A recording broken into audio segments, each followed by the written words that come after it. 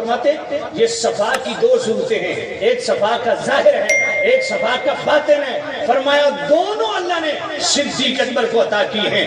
اور آگے جا کے جو صحابہ کے ٹائٹل سے باب ہے اس کے اندر فرماتے ہیں، فرمایا شیخ الاسلام، امام، اہل تجرید کے شہنشاہ، اہل تفرید کے سردار، اہل مشاہدہ کے امام، وہ کون ہے؟ فرمایا صدیق اکبر ہیں۔ حضرت داتا جوہری فرماتے ہیں بعد الانبیاء جملہ خلائق سے مقدم جو ہستی ہے اس کو صدیق اکبر کہتے ہیں۔ فرمایا کسی کی جرت نہیں صدیق کے سامنے قدم رکھے، اور جس نے رکھا اس کو میرے نبی نے پکڑ کے پیچھے کر لیا۔ توجہ کرو، حدیث پڑھنے لگا ہوں۔ امام جعفر صادق فرماتے ہیں میں نے اپنے ابا جان امام باقر پاک سے سنا۔ امام باقر پاک فرماتے ہیں میں نے اپنے ابا جان امام زین العابدین پاک سے سنا۔ امام زین العابدین فرماتے ہیں میں اپنے ابا جان امام حسین پاک سے سنا۔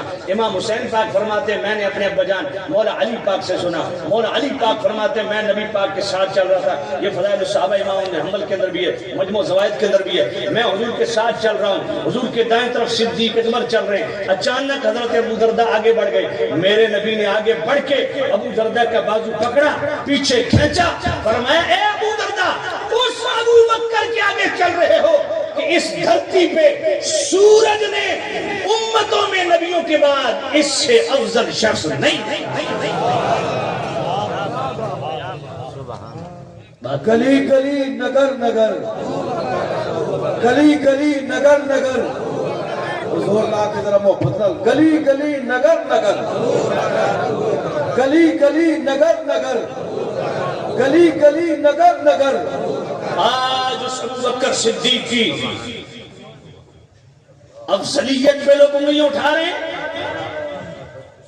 امام ربانی مجدد الفسانی شیخ احمد سرہندی رحمت اللہ علیہ دفتر اول حصہ دوم مکتوب نمبر 261، وہاں امام اعظم ابو حنیفہ رحمت اللہ علیہ کا سنن دار قطنی کر رہے ریفرنس کوٹ کرتے امام ربانی، میرے امام اعظم ابو حنیفہ نے فرمایا من علامات السنت والجماعت تفضیل الشیخین ومحبت الختنین۔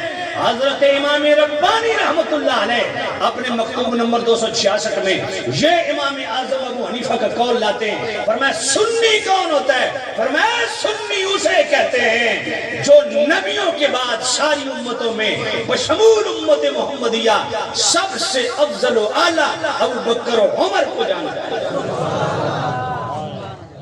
اور حضرت عثمان اور مولا علی سے محبت کرتا ہے۔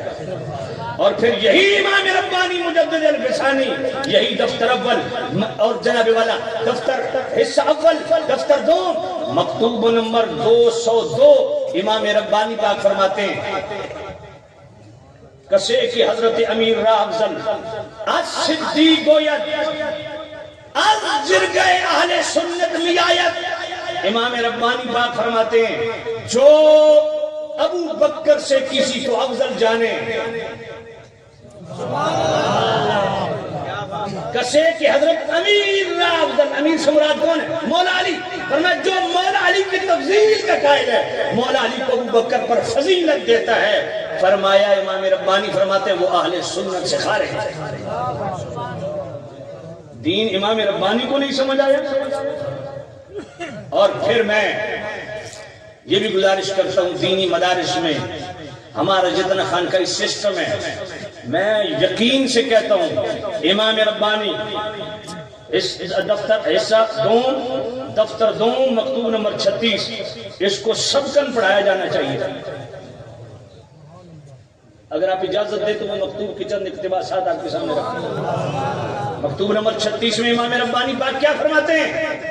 امام ربانی یہی من علامات السنت والجماعت تفضیل الشیخین و محبت الختنین، یہ تفضیل شیخین کو بیان کرتے ہیں اور اس کے منکر کو اہل سنت سے خارج قرار دیتے ہیں۔ پھر آگے صحیح حدیث لاتے ہیں جو امام دار قطنی نے المختلف والمختلف کے اندر لکھی، امام ابن ابی عاصم نے کتاب السنت کے اندر لکھی، ابن عساکر کے اندر ہی موجود ہے، الصواعق المحرقہ کے اندر ہی موجود ہے، اور میرے سیدی اعلی حضرت امام اہل سنت رحمۃ اللہ علیہ نے فتاوی رضویہ شریف کے 28ویں جلد پہ آخر میں ایک رسالہ 182 صفحات میں مشتمل الظلال القاب من بحر سبقت رسالت کا، اس میں بڑا تفصیل سے لکھا، اس کا صفحہ 673 بھی پڑھ لیں۔ صحیح حدیث، امام ذہبی فرماتے یہ حدیث صحیح ہے، صحت کا حکم لگایا۔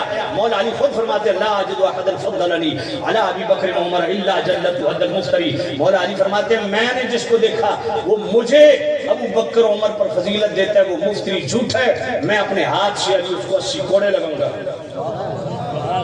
یہ ہے مولا علی کی سوچ۔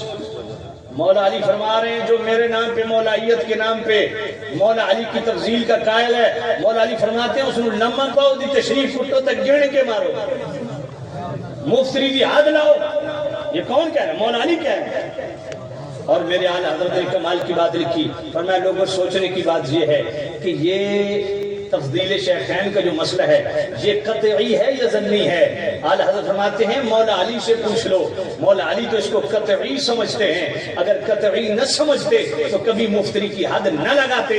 اب آل حضرت اگلا سوال کرتے ہیں، فرمایا اگر کوئی بہت بڑا علمی قد کاٹ کما لے، اگر مولا علی کے معارض و مخالف یہ فکر دے کہ نہیں مولا علی کی فضیل مولا علی کی تفضیل کو بیان کرے، تو آل حضرت فرماتے ہیں وہ جس قد کاٹ کبھی ہو مولا علی سے نیچے ہے، وہ اس معاملے میں خاطی ہے، اس معاملے میں مولا علی حق پہ ہیں، جس طرح جنگ جمل جنگ صفین میں مولا علی حق پہ ہیں، مسئلہ تفضیل میں بھی مولا علی حق پہ ہیں، اور حق وہی ہے جو مولا علی نے ابو بکر و عمر کے حق میں حق بول دیا۔